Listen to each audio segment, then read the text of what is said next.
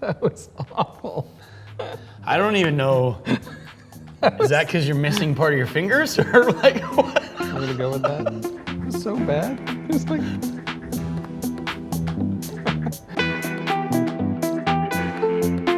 Hey Branches, welcome back to another week of Talking Branches. I'm your stand-in host, Mike. Last time Timmy said that I was a formidable host, but we're gonna go with. What does that word mean? Formidable. Intimidating. Intimidating? So I wasn't quite sure that's what he meant. I don't think that's what he meant. I'm going with the positive of yeah. probably like, I did a good job. That's what he meant. So I'll go with That's that. But exactly I'm joined by Daniel. Here we are. Here I am. Here we are. And we've just finished our second week? Second week. Second week of Vote C for Community. Running our own campaign. Oh, man. That's exciting and kind of intimidating all at the same time. Yeah, it's formidable. There you go. See, proper use of the word. Sorry, Timmy. We definitely, in this season, though, because we are trading directly on that campaign season, general elections coming up, is it safe to say that we are trying to interrupt the process? Are we trying to get in the way of it? What are we doing with this series? Oh, interrupt? Sure. I think there's some interruption that could be had, that could be healthy in some ways. Just that if we can interrupt some of the anger and some of the division that's happening inside the church right now, I think that'd be awesome, because I think we have more to agree on than to disagree on as believers, as followers of Jesus. And it seems like every 4 years, there's a tendency to forget some of that. Yeah. And to, I mean, that's simple. It's almost like we're reminded to forget. Almost. Which is kind of funny and weird. Almost. But yeah, so I'm excited for the series. It is a nice long one, but it's kind of by necessity, because we've got to go all the way through the election season. We have to get our candidate, C, elected. Yeah. I'm assuming that's on everybody's ballots, and so we'll go with that. Yeah. But not this week, but the last week, so 2 Sundays ago, your message really targeted around this idea of a society, mostly our society, Western culture anyway, that is based around kind of rights driven. So like the drive to make sure that everybody has rights and everybody's rights are always acknowledged and always forefront in everybody's thoughts. And you juxtapose that against or contrasted that with responsibility driven culture, driven society. And I thought it was really fascinating, because this week, just yesterday, or 2 days ago, if you're watching this on Tuesday, we did rewards-based leadership versus responsibility-based leadership.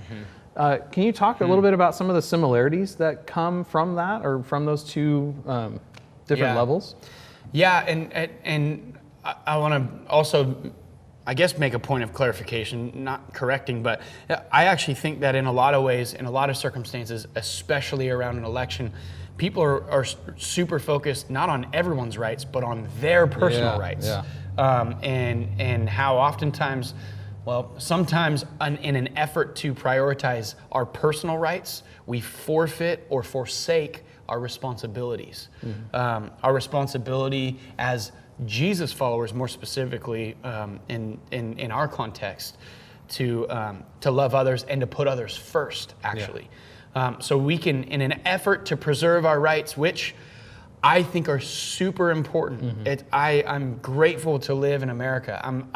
I think we're blessed to live in a country where rights are a big deal, and I think that we should continue to preserve our rights as a country, and as holistically, as we should preserve everyone's rights. But there are times where we as Jesus followers are actually called to forfeit or to put our rights on the back burner in order to be responsible Jesus followers, and walk out our responsibility as followers of Jesus to give and to serve and to love others. So there's a very corporate feel to it. Yeah. We're talking about kind of large movements of people, even though the individual needs to do that.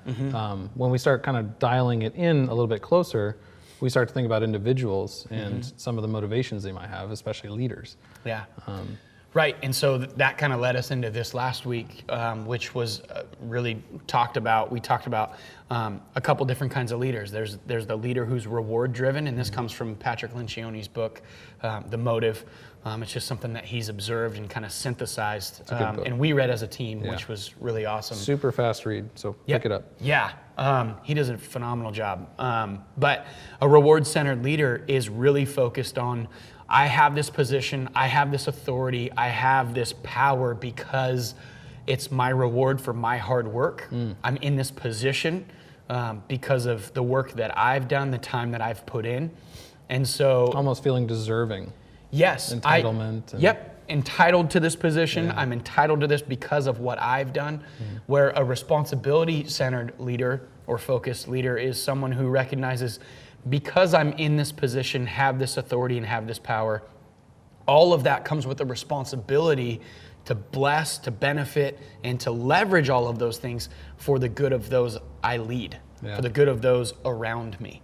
And as Jesus followers, as the church, we're called to be leaders in our community, and we're not called to be reward-centered leaders or rights or prioritize our rights over the needs of others. We're called to be responsible with our leadership, with our resources, with our time, our talent, and our treasure. It's a responsibility, a stewardship that God has called us to live out with all of those things in an effort to preach the gospel, to serve others, to love like Jesus loved. And we talked about how Jesus modeled that with his own life, that he came not to be served, but to serve, how he came and laid down his life, set aside the rights that came with his equality with God to benefit us, to benefit everybody.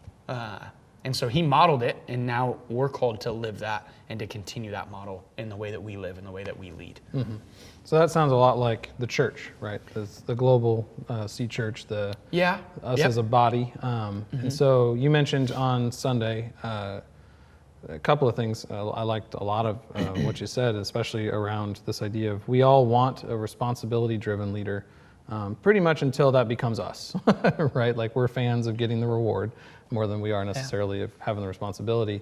But then you also made a very cool tie, I think, which was a statement that the church is meant to be a leader in the community. And the implication there being that it's not a rewards-driven leader. The church isn't meant to receive rewards, but meant to be a blessing to others.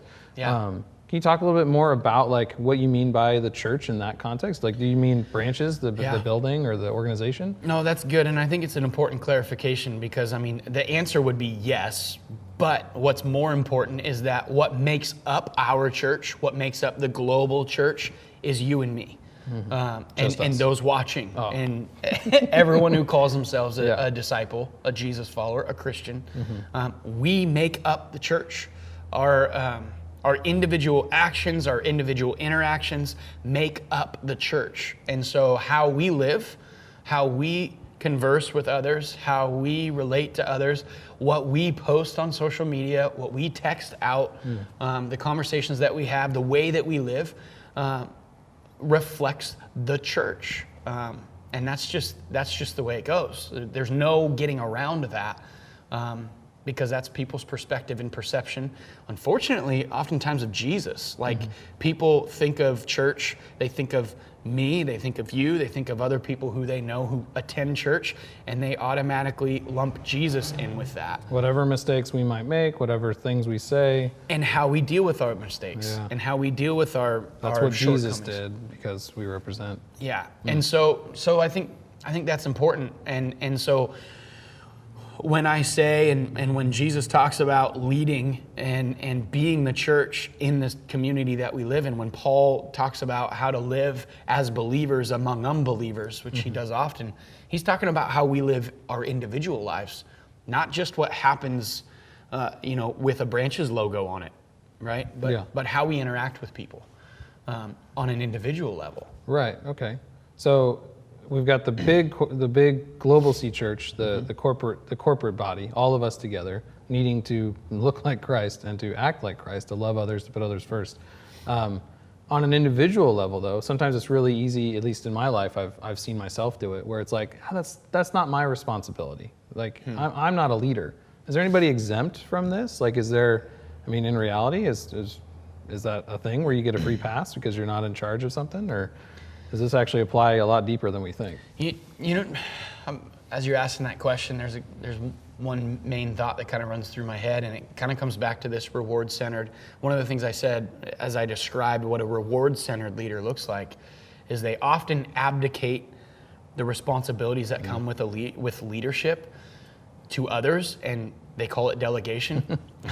And delegation is good, but abdicating our role and our responsibility as a leader in our city, in our community, in our workplace, whatever, that's not delegation. That's just abdicate. Like, that's passing off your responsibility as a leader to someone else. Yeah. And I think we have a tendency as believers, as church goers who attend a church, to expect that the church with the logo and the building, The organization will take care of that on its own. When really the organization is made up of many individuals and the actions and decisions of those individuals. Yeah. And so I think there's a tendency sometimes for us to think, oh, the pastor will take care of that. And of course, that's coming from the pastor, but the pastor will take care of that. The youth pastor will take care of that. The worship leader will take care of that. My group leader will make sure that happens. When in reality, we're all called, like, we need each other. I need everyone watching as much as they need me. You know, we're dependent on one another. And so we're all called to do that. We're all called to be leaders in our community and in our city. We all have different skill sets. We all have different passions. You know, we have different abilities. And when they all work together, that's when the most impact is made. Yeah. So I don't think anybody's off the Exempt. hook or exempt. In fact, I think in a lot of ways, the church in America needs to bear more weight across more shoulders than maybe it has ever before.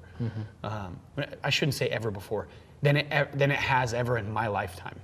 And I think COVID has brought that out, that we need to depend on a group of people, not a person. There's significant need, and it's too much for one person, one organization, one human-made system to handle.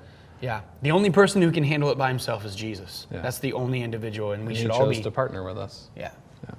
So we have a hand in what's going on, to love each other, to be Christ to those around us, to be brothers and sisters to people. Yeah. That's, I mean, in a way, that's terrifying, right? Because that means you've been called to be a leader, and you might not think that you are. Yeah. But at the same time, it's really encouraging because that's the way God set it up, right? That's Jesus' plan for it. And Jesus was not talking to an organization when he said, go and make disciples. Yeah. Although we're going to do that as an organized church here at Branches. That's our mission. That's what we want to do. But it requires all of us to get involved. And he promised to each and every one of us that he will be with us through that mission. Man. That he will be with us always, even until the end of time. It's just like a feel good, like it's just amazing. It's incredible. Yeah. We have an incredible opportunity in this season. It seems that amidst all the uncertainty, the lack of clarity, the division. I mean, it's almost like there's a pressure for all of us to draw lines every 4 years. Like, we're just told, like, you need to divide yourself amongst your neighbors. Like, okay, I guess I'll do that. Yeah. And then no before kidding. it's too long, like, we've erected a wall, and once that happens, like, you don't even know what the other person on the other side is. Or you can't hear him either. Yeah, and I read a really interesting thing, read or watched, I don't remember, but I had a really interesting thing come into my brain from somebody else that was about a solution they tried to apply in Ireland when they were having, and they still do have some strife, but when they're having Protestant versus Catholic religious strife just in their own communities, like Glasgow or one town like that. And the city planners decided to erect a wall. And in that process of building that wall, they were like, oh, well, this will help the violence not come across. But what it wound up doing was each side of the wall just thought the other side was less human because it separated them. And so one of the powerful things about this platform that we're on, right? Vote C for community is you can't have community without unity, and you can't do any of that apart. right? You can't build a Yeah. wall. You can't draw a line. Can't put a fence up and say like, oh no, we're going to be fine now because I'm not with you. We have to be with each other, right? I mean, it's the similarities. That's really important. And I think that as Jesus followers, like we said at the beginning of this segment, as Jesus followers, there's more for us to agree on and unite around than there is for us to disagree on, I think. And there's more important things than ever that we can agree on. Yeah. Things like we're broken, things like sin is the cause of all pain and destruction in the world, and that Jesus and his death on the cross and his resurrection is the answer to all of it.